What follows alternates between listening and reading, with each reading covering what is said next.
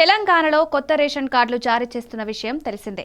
మొన్నటి వరకు ప్రజాపాలన ప్రత్యేక గ్రామ సభల ద్వారా అర్హుల నుంచి అప్లికేషన్లు తీసుకున్నారు.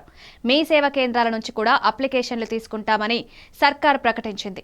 ఈ మేరకు సివిల్ సప్లై అధికారులు ఉత్తర్వులు జారీ చేశారు. అయితే మీ సేవ కేంద్రాల ద్వారా రాష్ట్రంలో కొత్త రేషన్ కార్డుల దరఖాస్తుల స్వీకరణ ప్రక్రియకు బ్రేక్ పడినట్లు తెలిసింది.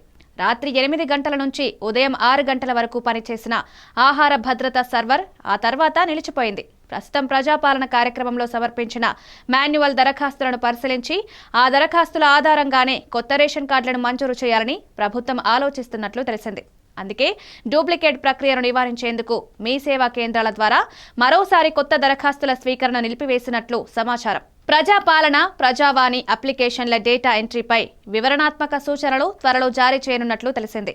ప్రభుత్వం నుండి ఏదైనా తదుపరి సమాచారం అందిన తర్వాత తెలియజేస్తామని మీ సేవా నిర్వాహకులు ప్రజలకు తెలుపుతున్నారు.